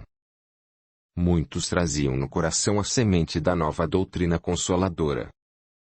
Muitos iniciaram com Allan Kardec o conhecimento da nova doutrina, mas nem todos conseguiram realmente avaliar o grande legado deixado pelo codificador. Agora reunidos novamente na pátria do Evangelho, vinham para ajudar na missão desse grande país que traz contornos à forma geográfica do coração do mundo. O grande coração do mundo que acolhe hoje todos os povos da terra. Nessa abençoada tarefa, o Brasil caminha na vanguarda, missão de origem profunda no plano espiritual, de onde Jesus Cristo, que acompanha pelas mãos carinhosas de Ismael, toda a evolução da pátria. Temos que reconhecer o valor espiritual do nosso grande destino. Sempre lembrando que Jesus Cristo está na direção dessa grande nação. Temos que estar irmanados numa grande aliança de fraternidade e esperança. Não nos compete estacionar, em nenhuma circunstância, e marchar sempre, com caridade e fé realizadora ao encontro do Brasil e sua admirável tarefa de evangelizar o mundo. A pátria passa por dolorosas provações, quando quase todos os valores morais sofrem o insulto da mais ampla subversão, se Deus permite a prática de tantos absurdos, por parte dos poderosos da terra, que se deixam levar pela ambição e autoritarismo, mas essas árduas lutas são experiências muito necessárias para a maior compreensão das leis divinas. Para uma nova alvorada luminosa no renascimento humano e na construção da pátria do Evangelho. Pós-fácil. A doutrina espírita. No dia 1º de janeiro de 1858, o mestre Allan Kardec lançou com muito sucesso e utilizando de recursos próprios, a Revista Espírita. A edição rapidamente esgotou-se, recebendo a adesão de muitos assinantes e sendo um poderoso auxiliar para a divulgação de doutrina. Durante 11 anos, a revista enfrentou todo tipo de dissabores, como concorrência desleal e processos sem fundamento. Mas, como havia anunciado a Kardec, quando fora lhe comunicada a sua missão por Zéfiros, seu espírito protetor, a 12 de junho de 1856. A missão dos reformadores é repleta de obstáculos e perigos, e a sua é muito difícil. Eu o previno, pois trata-se de abalar e transformar o mundo inteiro. Não creia que é suficiente publicar um livro, 2, 10 livros, e permanecer tranquilamente em casa. Será necessário pagar com a sua própria pessoa. Você fará com que se levante ódio terrível contra si próprio, inimigos encarniçados hão de conspirar para sua perda, você estará exposto à calúnia, até mesmo à traição daqueles que lhe parecerão os mais devotados. Seus melhores ensinamentos serão menosprezados e corrompidos, mais de uma vez, você sucumbirá sob o peso da fadiga. Em resumo, será uma luta quase constante que você terá de sustentar, em detrimento de seu descanso, de sua tranquilidade, de sua saúde e até mesmo de sua vida, pois você não viverá muito tempo. Pois bem, mais de um recua quando, uma vez de um caminho florido, encontra sob os seus pés plantas espinhosas, pedras pontiagudas e serpentes. Para tal missão, a inteligência não basta. Para agradar a Deus, é preciso primeiro humildade, modéstia e altruísmo, pois ele abate os orgulhosos e presunçosos. Para lutar contra os homens, é preciso coragem, perseverança e uma firmeza inquebrantável, Também é necessário prudência e tato para conduzir as coisas adequadamente e não comprometê-las com medidas ou palavras intempestivas. Finalmente, é preciso devoção, abnegação e estar pronto para todos os sacrifícios. Você percebe que sua missão está subordinada às condições que dependem de você?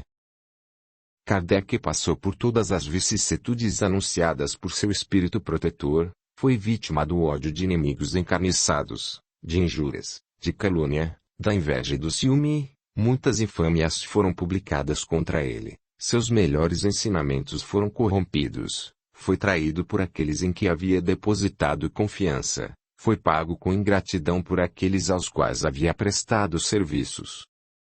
A Sociedade de Estudos Espíritas era um ninho de intrigas por aqueles que se diziam seus partidários, enquanto sorriam pela frente, dilaceravam-no pelas costas. Mas, graças à proteção e assistência dos bons espíritos, que lhe deram incessantemente provas de sua solicitude, Kardec prosseguiu sua missão sem um único instante de fraqueza e desencorajamento.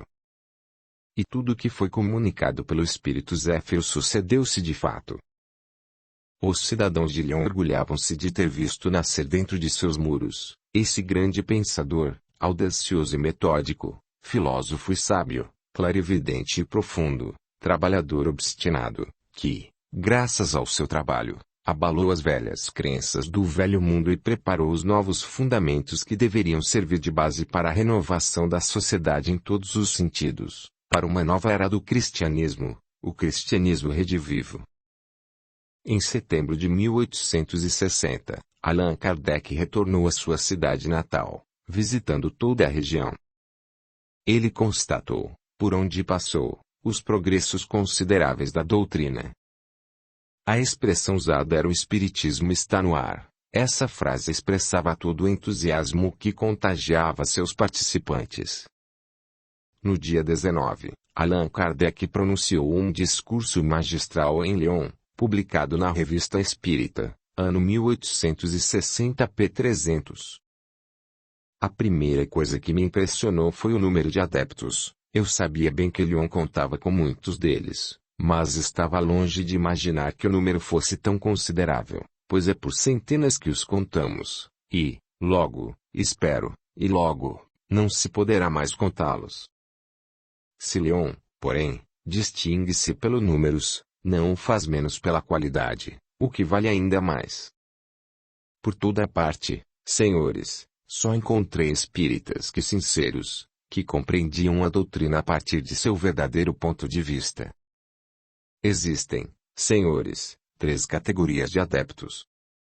Alguns se limitam a crer na realidade das manifestações e buscam acima de tudo os fenômenos. O espiritismo é para eles simplesmente uma série de fatos mais ou menos interessantes. Os segundos veem nele algo além dos fatos, e compreendem o seu alcance filosófico, admiram a moral que nisso decorre, mas não praticam. Para eles, a caridade cristã é uma bela máxima, mas isso não é tudo. Os terceiros, enfim, não se contentam em admirar a moral, eles a praticam e aceitam todas as consequências desta. Convencidos de que a existência terrestre é uma prova passageira, esforçam-se em aproveitar esses curtos instantes para avançar pelo caminho do progresso que os espíritos lhes traçam, aplicando-se em fazer o bem e reprimir suas inclinações malévolas. Suas relações são seguras, pois suas convicções os afastam de todo pensamento do mal. A caridade é em todas as coisas a regra da conduta desses espíritas, são eles os verdadeiros espíritas, ou melhor, espíritas cristãos. Na cidade de Lyon, os resultados eram notáveis, os espíritas faziam-se notáveis e numerosos em todas as classes sociais.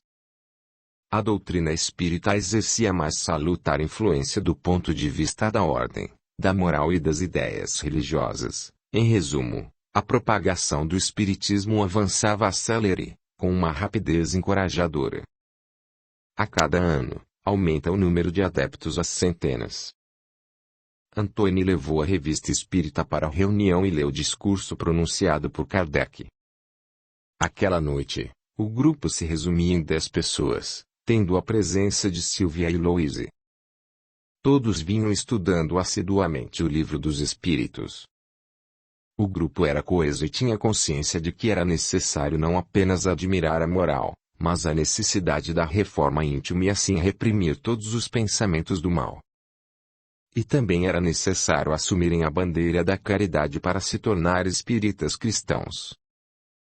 Kardec escreveu na Revista Espírita, ano 1864, p. 141. A força do espiritismo não reside na opinião de um homem ou de um espírito, ela está na universalidade dos ensinamentos dados por estes últimos. O controle universal, como o sufrágio universal, decidirá no futuro todas as questões litigiosas, ele fundará a unidade da doutrina bem melhor que um concílio de homens. Esses princípios, estejam certos disso, senhores, abrirá seu caminho como aquele, fora da caridade, não há salvação, porque está fundado sob a mais rigorosa lógica e abdicação do personalismo. Ele não poderá contrariar senão adversários do espiritismo, e aqueles que têm fé unicamente em suas luzes pessoais. Revista Espírita, ano 1864, p. 235. O espiritismo é uma fé íntima, ele está no coração, e não nos atos exteriores. Ele não prescreve coisa alguma que não seja de natureza a escandalizar aqueles que não compartilham essa crença. Ele recomenda abster-se disso por espírito de caridade e de tolerância. E Kardec continua esclarecendo na Revista Espírita, ano 1868, p. 37.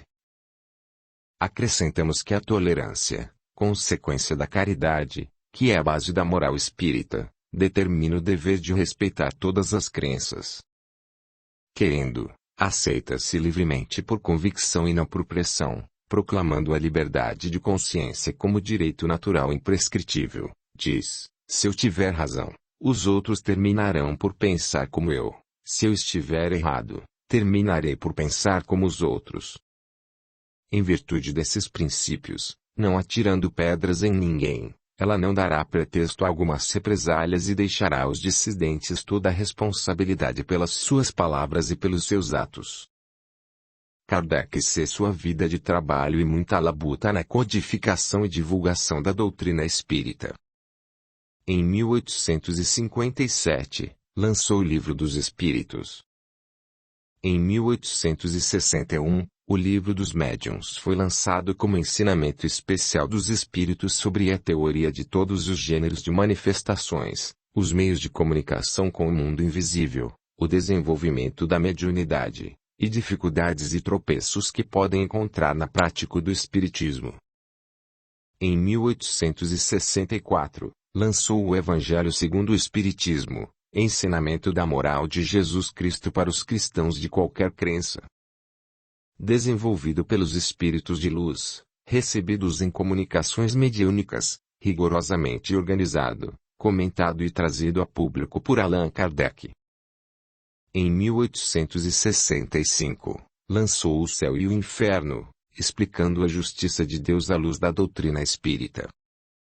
Tem como objetivo demonstrar a imortalidade do espírito e a condição que ele usufruirá no mundo espiritual, em consequência de seus próprios atos. Em 1868, lançou Gênese. Livro que, se conhecido e estudado, proporcionará uma oportunidade excepcional de imersão em grandes temas de interesse universal, abordados de forma lógica, racional e reveladora. Na parte 1, aborda a análise da origem do planeta Terra de forma coerente, sem interpretações misteriosas e míticas sobre a criação do mundo. A parte 2 aborda a questão dos milagres, explicando a natureza dos fluidos e assim explicando os fatos extraordinários contidos no Evangelho. E, por fim, a parte 3 evoca as predições do Evangelho, os sinais dos tempos e as novas gerações que marcarão um novo tempo no mundo com a prática da justiça, da paz e da fraternidade plena. No dia 31 de março de 1869, contando 65 anos, Allan Kardec sucumbiu à ruptura de um aneurisma. Instantes depois, Telegrama endereçado à cidade de Lyon traz a notícia fatal: o Sr. Allan Kardec está morto. Será enterrado na sexta-feira. Essa morte, tão rápida e imprevista, foi uma dolorosa surpresa para todos os amigos desse grande pensador. As duas cartas seguintes que chegaram de Paris, trouxeram, com detalhes, notícias sobre a morte de Allan Kardec e o seu funeral, e também uma pálida ideia do estado de espírito de todos os seus admiradores, da profunda dor de cada um e da tristeza unânime que acompanhou os restos mortais de Kardec em seu sepultamento. Em Crônicas do Além-Túmulo, de Humberto de Campos, há um capítulo dedicado à memória do grande codificador da doutrina espírita. Seguem alguns trechos. A obra mais sublime de Allan Kardec foi a reedificação da esperança de todos os infortunados e de todos os infelizes do mundo no amor de Jesus Cristo, o grande missionário. Ao desencarnar, uma multidão de espíritos veio saudar o codificador, que retornava à vida imortal. Eram antigos homens do povo que lhe socorrera e consolara, eram almas que ele havia beneficiado com o seu saber e sua bondade. E, enquanto beneficiários regozijavam-se com a volta do benfeitor à sua companhia na eternidade, uma luz maravilhosa caiu do céu sobre aquela grande assembleia. Essa luz resplandecente era formada de expressões de o Evangelho segundo o Espiritismo. Ao mesmo tempo, uma voz suave e poderosa descia do infinito. Kardec, regozija-te com a tua obra. A luz que acendeste com os teus sacrifícios na estrada escura das descrenças humanas vem felicitar-te nos pórticos misteriosos da imortalidade. O mel suave da esperança e da fé que derramastes nos corações sofredores da terra, reconduzindo-os para a confiança na minha misericórdia, hoje se entorna em tua própria alma, fortificando-te para a claridade maravilhosa do futuro. No céu, estão guardados todos os prantos que choraste e todos os sacrifícios que empreendeste. Alegra-te no Senhor, pois teus labores não ficarão perdidos. Tua palavra será uma bênção para os infelizes e desafortunados do mundo, e, ao influxo de tuas obras, a terra conhecerá o Evangelho no seu novo dia. Grandes legiões de espíritos iluminados entoavam um hino de glória ao grande trabalhador de Jesus Cristo que recebera na terra a dádiva sublime do Espírito da Verdade para favorecer a evolução da humanidade pelo destino da perfeição. Kardec cumpriu sua missão, deixando-nos um legado maravilhoso de reviver o cristianismo. Passados já mais de 18 séculos, cumpriu a promessa que o Jesus Cristo nos fizera, de que ele nos enviaria o Consolador. Fim. Se você gostou desta história, por favor, deixe o seu like, e o seu hype. Este audiolivro representa uma contribuição do canal, Surya Chand Audiobook, para aqueles que necessitam, como é o caso dos deficientes visuais, e como forma de acesso, e divulgação para todos. Se inscreva, ative o sininho, e clique em todas, para receber as notificações de novos audiolivros. Deixe o seu gostei, o seu comentário, e compartilhe. O seu apoio ajuda o canal a crescer. A gratidão é o caminho da evolução. Torne-se membro do canal, e dê o seu apoio ao trabalho realizado com muito carinho para você.